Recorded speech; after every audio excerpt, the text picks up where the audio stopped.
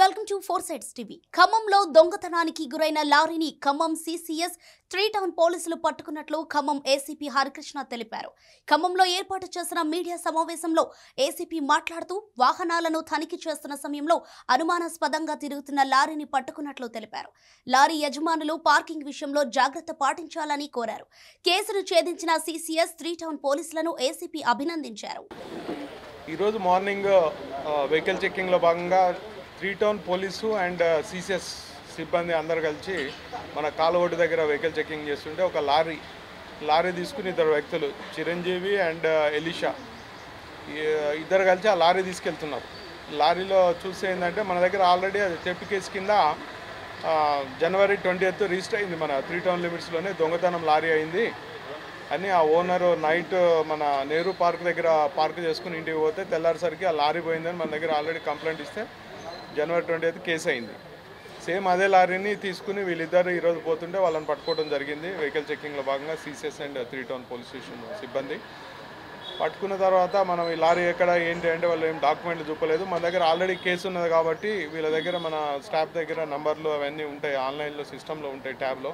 అవి చూస్తే అది థెఫ్ట్ వెహికల్ అది ఇమీడియట్గా పట్టుకున్నాము. తర్వాత వాళ్ళని తీసుకుని వచ్చేసి సిసిఎస్ ఏసీపీ గారు అండ్ ఇన్స్పెక్టరు 3 టౌన్ వీళ్ళంతా కూడా ఎంక్వైరీ చేసి ఏంటంటే ఈ చిరంజీవి అనే గతంలో కూడా చిన్న చిన్న కాంట్రాక్ట్స్ అవి సివిల్ వర్కులు చేసుకోవటం, దాంట్లో లాస్ అయిపోవటము. తర్వాత ఎలీషా అనే కూడా ఇంకొక అతను ఆయన దగ్గర అప్పుడు డ్రైవర్గా అసిస్టెంట్గా పనిచేసేవారు.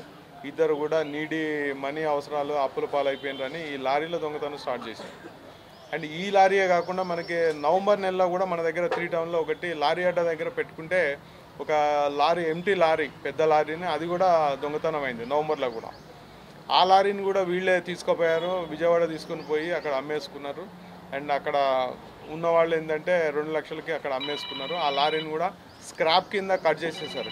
టైర్లు ఇంజను బాడీ ఐరన్ పార్ట్స్ ఏమున్నాయి అన్ని ముక్కలు చేసుకుని అక్కడ అమ్మేసుకుని వాళ్ళకి అమ్మేశారు. దానికి అప్పుడు వాళ్ళకి 2 లక్షలు ఉన్నాయి. ఈ లారీని కూడా తీసుకుపోయి అదేవిధంగా విజయవాడ తీసుకుపోయి అమ్ముకోనికి 20th దొంగతనం చేశారు. ఇక్కడనే దాచిపెట్టారు, ఆ బ్రిడ్జ్ దగ్గర దాచిపెట్టి ఈరోజు ఎర్లీ మార్నింగ్ తీసుకుపోతే మన చేతిలో చిక్కారు. వాళ్ళ దగ్గర పోతూ ఉంటే మనము ఆ లారీని అండ్ వాళ్ళిద్దరిని అదుపులో తీసుకోవడం జరిగింది. వాళ్ళ దగ్గర కూడా కొంత క్యాష్ ఉన్నదన్నమాట. క్యాష్ కూడా సీజ్ చేయడం జరిగింది. అదే 2 లక్షల రూపాయల క్యాష్.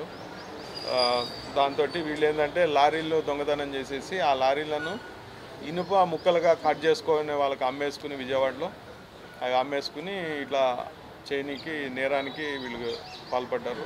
ఇప్పుడు సకాలంలో మనం స్పందించి పట్టుకోకపోతే ఇప్పటికే 2 లారీలు పోయినాయి. ఇంకా ఈ లారీ దొంగతనాలు వాళ్ళు కంటిన్యూ చేస్తారు కాబట్టి సిపి గారి ఆధ్వర్యంలో CCS team and town police అంతా ఉమ్మడిగా ఒక పగడ్బందీగా వాళ్ళని పట్టుకుని ఈ లారీలు ఇప్పుడు పోయిన లారీ 20th పోయిన లారీ దాని పాత లారీ నవంబర్లో పోయిన దానికి కూడా రికవరీ ఆఫ్ మనీ 2 lakhs ఏదైతే అది ఉందో ఆ అమౌంట్ కూడా వీళ్ళ దగ్గర చేయడం జరిగింది. ఈరోజు ఇది అయిన తర్వాత అన్ని లీగల్ ఫార్మాలిటీ కంప్లీట్ చేసి వాళ్ళని కోర్టులో ప్రొడ్యూస్ చేయడం, లారీని కూడా కోర్టులో డిపాజిట్ చేయడం జరుగుతుంది.